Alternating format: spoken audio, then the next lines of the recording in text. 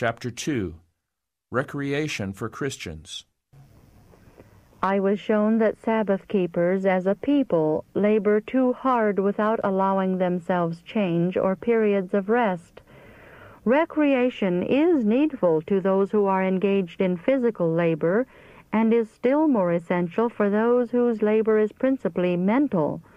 It is not essential to our salvation, nor for the glory of God, to keep the mind laboring constantly and excessively, even upon religious themes. There are amusements, such as dancing, card-playing, chess, checkers, and so forth, which we cannot approve because heaven condemns them. These amusements open the door for great evil. They are not beneficial in their tendency, but have an exciting influence, producing in some minds a passion for those plays which lead to gambling and dissipation. All such plays should be condemned by Christians, and something perfectly harmless should be substituted in their place. I saw that our holidays should not be spent in patterning after the world, yet they should not be passed by unnoticed, for this will bring dissatisfaction to our children. On these days, when there is danger that our children will be exposed to evil influences and become corrupted by the pleasures and excitement of the world, let the parents study to get up something to take the place of more dangerous amusements. Give your children to understand that you have their good and happiness in view. Let several families living in a city or village unite, and leave the occupations which have taxed them physically and mentally, and make an excursion into the country to the side of a fine lake or to a nice grove where the scenery of nature is beautiful. They should provide themselves with plain, hygienic food, the very best fruits and grains, and spread their table under the shade of some tree or under the canopy of heaven. The ride, the exercise, and the scenery will quicken the appetite, and they can enjoy a repast which kings might envy. On such occasions, parents and children should feel free from care, labor, and perplexity. Parents should become children with their children, making everything as pleasant for them as possible. Let the whole day be given to recreation. Exercise in the open air for those whose employment has been within doors and sedentary will be beneficial to health. All who can should feel it a duty to pursue this course. Nothing will be lost, but much gained.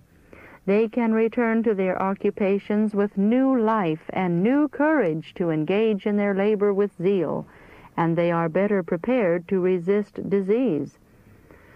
I saw that but few realize the constant, wearing labor of those who are bearing the responsibilities of the work in the office. They are confined within doors day after day and week after week, while a constant strain upon the mental powers is surely undermining their constitutions and lessening their hold on life. These brethren are in danger of breaking suddenly. They are not immortal, and without a change they must wear out and be lost to the work. We have precious gifts in brethren A, B, and C. We cannot afford to have them ruin their health through close confinement and incessant toil. Where can we find men with their experience to supply their places? 2 of these brethren have been 14 years connected with the work in the office, laboring earnestly, conscientiously, and unselfishly for the advancement of the cause of God. They have had scarcely any variation except what fevers and other sickness have given them. They should have a change frequently, should often devote a day wholly to recreation with their families, who are almost entirely deprived of their society. All may not be able to leave the work at the same time, but they should so arrange their work that 1 or 2 may go, leaving others to supply their places, and then let these in their turn have the same opportunity. I saw that these brethren, A, B, and C, should, as a religious duty, take care of the health and strength which God has given them. The Lord does not require them just now to become martyrs to His cause. They will obtain no reward for making this sacrifice, for God wants them to live. They can serve the cause of present truth far better by their lives than by their death. If any one of these brethren should be suddenly prostrated by disease, no one should regard it as a direct judgment from the Lord. It will be only the sure result of the violation of nature's laws. They should take heed to the warning given, lest they transgress and have to suffer the heavy penalty.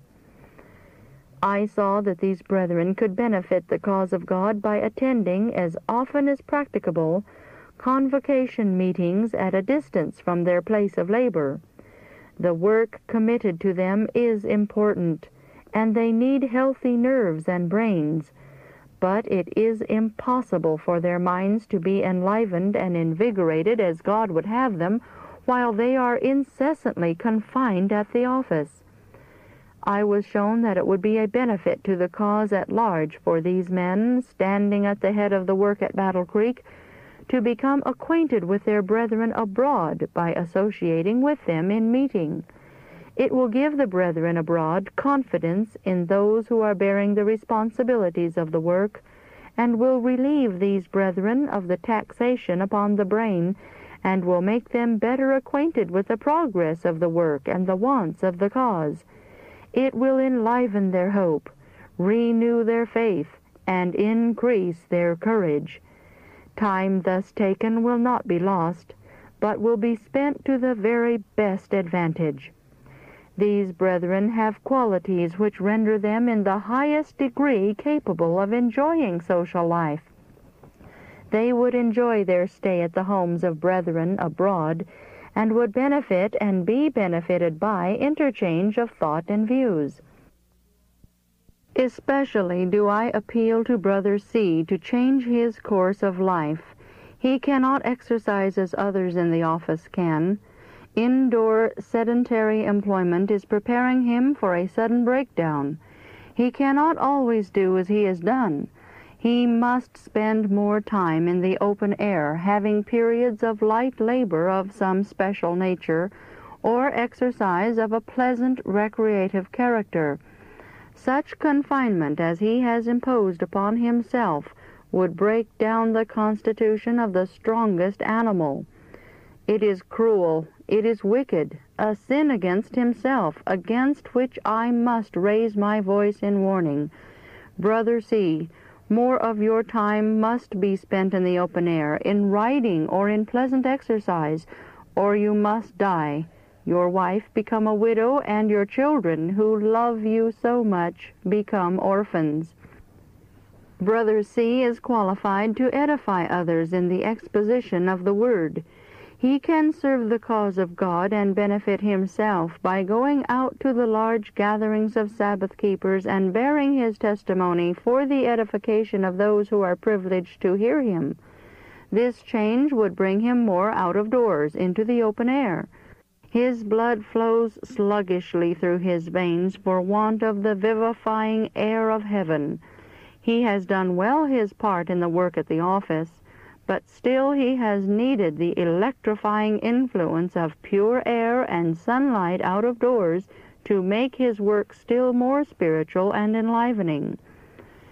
June 5, 1863, I was shown that my husband should preserve his strength and health, for God had yet a great work for us to do. In His providence we had obtained an experience in this work from its very commencement, and thus our labors would be of greater account to His cause. I saw that my husband's constant and excessive labor was exhausting his fund of strength, which God would have him preserve, that if he continued to overtask his physical and mental energies as he had been doing, he would be using up his future resources of strength and exhausting the capital, and would break down prematurely, and the cause of God would be deprived of his labor. Much of the time he was performing labor connected with the office which others might do, or was engaged in business transactions which he should avoid. God would have us both reserve our strength to be used when specially required to do that work which others could not do, and for which he has raised us up, preserved our lives, and given us a valuable experience. In this way, we could be a benefit to his people. I did not make this public, because it was given specially to us. If this caution had been fully heeded, the affliction under which my husband has been so great a sufferer would have been saved. The work of God was urgent and seemed to allow of no relaxation or separation from it. My husband seemed compelled to constant, wearing labor.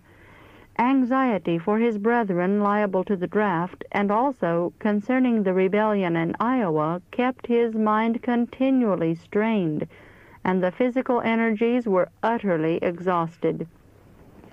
Instead of his having relief, burdens never pressed heavier, and care, instead of lessening, was trebled.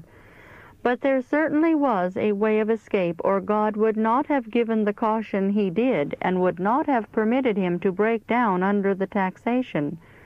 I saw that had he not been specially sustained by God, he would have realized the prostration of his physical and mental powers much sooner than he did. When God speaks, he means what he says. When he cautions, it becomes those noticed to take heed. The reason why I now speak publicly is that the same caution which was given to my husband has been given to others connected with the office. I saw that unless they change their course of action, they are just as liable to be stricken down as was my husband. I am not willing that others should suffer as he has done, but that which is most to be dreaded is they would be lost for a time to the cause and work of God, when the help and influence of all are so much needed. Those connected with the office cannot endure the amount of care and labor that my husband has borne for years. They have not the constitution, the capital to draw upon which my husband had. They can never endure the perplexities and the constant wearing labor which have come upon him, and which he has borne for 20 years.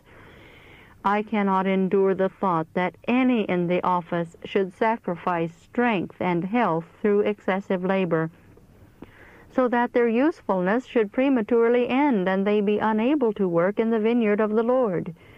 It is not merely the gatherers of the fruit that are the essential laborers. All who assist in digging about the plants, watering, pruning, and lifting up the drooping, trailing vines, and leading their tendrils to entwine about the true trellis, the sure support, are workmen who cannot be spared. The brethren in the office feel that they cannot leave the work for a few days for a change, for recreation, but this is a mistake. They can and should do so.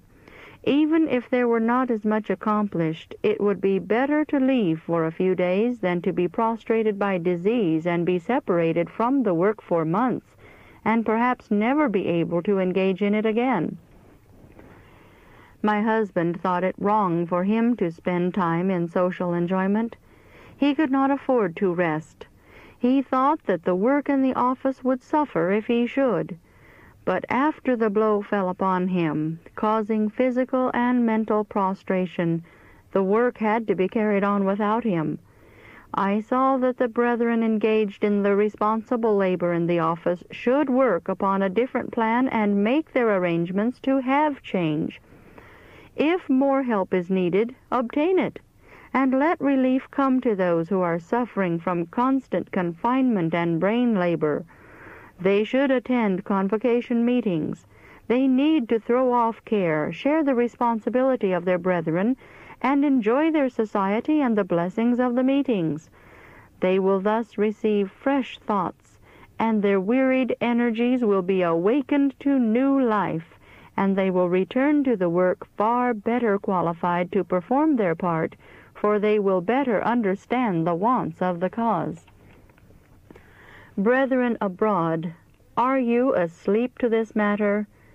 Must your hearts be made faint by the fall of another of God's workmen whom you love? These men are the property of the church. Will you suffer them to die under the burdens? I appeal to you to advise a different order of things. I pray God that the bitter experience that has come upon us may never be allowed to come to any one of the brethren in the office. Especially do I commend Brother C. to your care. Shall he die for want of air, the vitalizing air of heaven? The course he is pursuing is really shortening his life. Through his confinement indoors, his blood is becoming foul and sluggish. The liver is deranged. The action of the heart is not right. Unless he works a change for himself, nature will take the work into her own hands. She will make a grand attempt to relieve the system by expelling the impurities from the blood. She will summon all the vital powers to work, and the whole organism will be deranged, and all this may end in paralysis or apoplexy. If he should ever recover from this crisis, his loss of time would be great, but the probabilities of recovery are very small. If Brother C. cannot be aroused, I advise you, brethren, who have an interest in the cause of present truth, to take him, as Luther was taken by his friends, and carry him away from his work. Since writing the above, I learned that most of Thoughts on the Revelation was written in the night after the author's day's work was done. This was the course which my husband pursued. I protest against such suicide.